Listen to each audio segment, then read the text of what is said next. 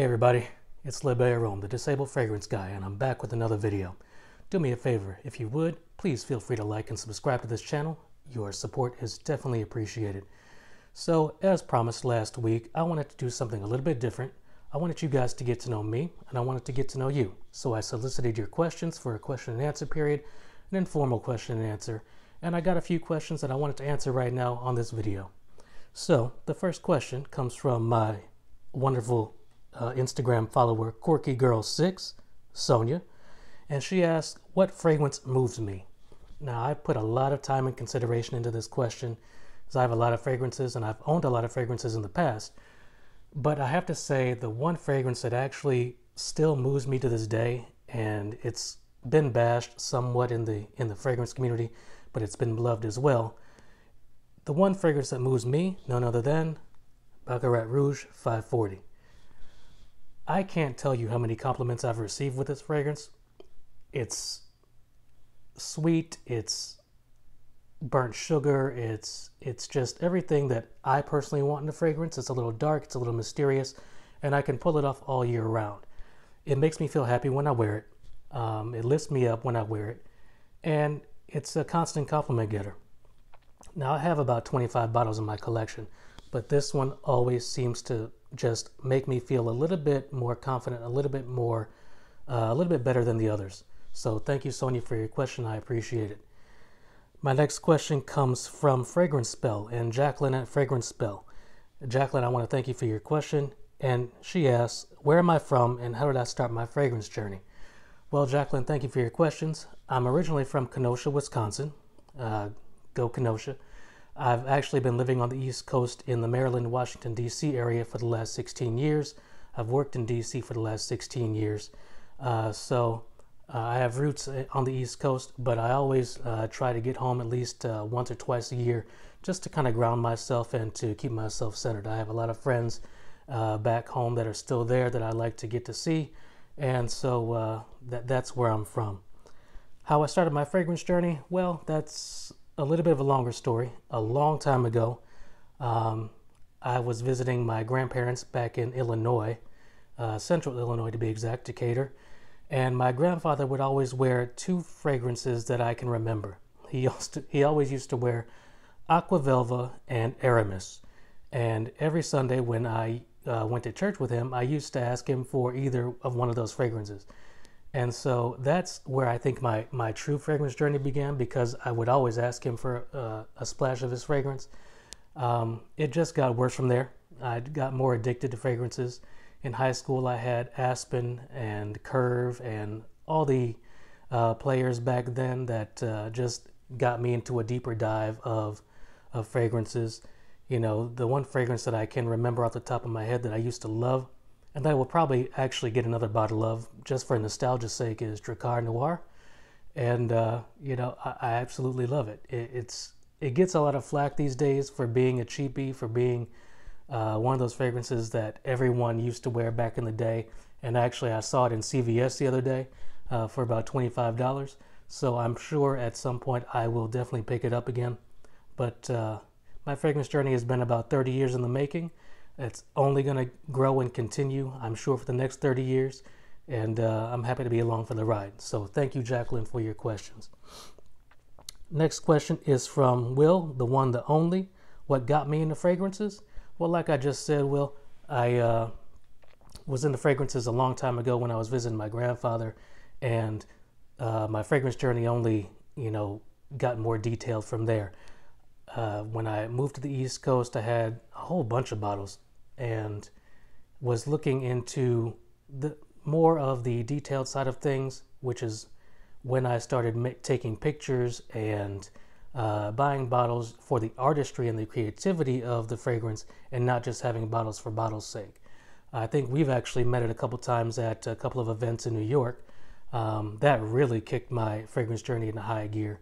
I was at the Parfums de Marly Sedley launch back in September of, I believe, 2018, and attended Scent Explore in November of last year, and look forward to continue that journey with a whole bunch of more events in 2020 once we get out of quarantine, and looking to meeting more reviewers and attending more events. And your second question, if I could only have one fragrance for life, oh my gosh, that's a loaded question. As an admitted fragrance fanatic and fragrance addict, I cannot pick one fragrance for life. I don't think any of us can. So I'm going to pick two.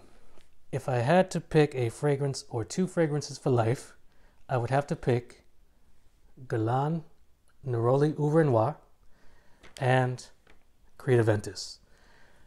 Aventus, as we all know, is the king. And the king needs a place in the collection. I'm not going to throw it out. I'm not going to disband it. I'm not going to discontinue it. No matter the batch variation, no matter the price hikes, no matter everything else in the world that Creed is going to do to Aventus, there are fanboys of Aventus. I am one of them. I will always have it in my collection. And once this 100ml bottle runs out, and you see the level on it right now, once this runs out, yes, I will rush to Neiman Marcus or the Creed groups on Facebook, and I will procure another bottle. Guerlain Neroli Ouvre Noir is one of my favorite Neroli fragrances, and I don't really like Neroli that much, but this is a winner.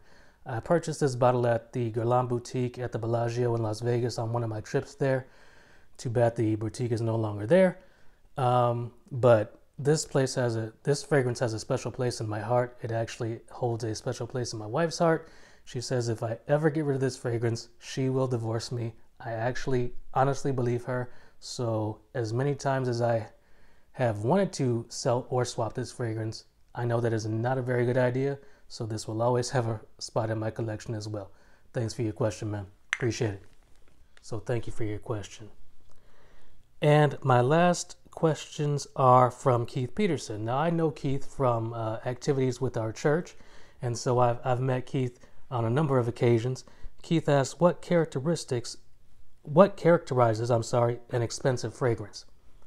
Well, there are a lot of answers to this question, but the one answer that I have come up with for myself is the quality of the materials involved, the quality of ingredients. If you have raw materials such as oud and ambergris and those hard to get materials, that's going to drive the fragrance price up because they're just not found on a mass scale basis, and it takes time, effort, and manpower to get those materials to put into the fragrances. You know, oud is found in the Middle East a lot, and as you can imagine, it takes time, manpower, and money to gather those fragrances to put into fragrances for the mass market. Do people buy fragrances because of the name or the smell? That is a loaded question, my friend. I know some people that buy fragrances because of the name associated with it. Tom Ford is always going to have his fans. Dior is always going to have their fans. I have been guilty of buying fragrances because of the name attached. I will always have Tuscan leather in my collection. That's a Tom Ford fragrance that I know and love dearly, but I initially bought it just because it was a Tom Ford fragrance. It took me a while to warm up to that fragrance, but now that I have warmed up to it, I love it immensely.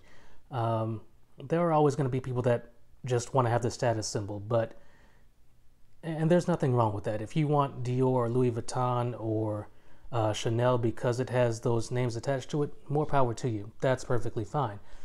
I like fragrances because of the smell. If I like something because of the smell, it doesn't matter if it's a $20 fragrance or a $200 fragrance. I would like to have it in my collection. I don't have all the money in the world to buy those fragrances, so I pick and choose selectively. But you wear what you want, wear it when you want, and you'll always be happy with your selection. And his last question is, are there low-cost alternatives? And yes, there are. They're called clones. And I know some particular clone houses like Parfum Vintage and Alexandria Fragrances who make clones of very popular fragrances at a fraction of the cost. I'm actually going to link some clone houses down below and some fragrances that smell about 90 to 95% close to the original fragrances down below. I'll have that in the description for you, Keith, and I will certainly reach out to you personally and we can talk about that. I don't have any more questions from folks. Thank you for your questions, Sonia, Will, and Keith. I definitely appreciate it. I want to thank you guys for reaching out. I also want to thank you guys for watching this video. If you've liked what you've seen so far, please like and subscribe to the channel. I'm always looking for subscribers. I will be having more content come out in the near future. Be sure to check that out, and I'll see you next time. Thanks.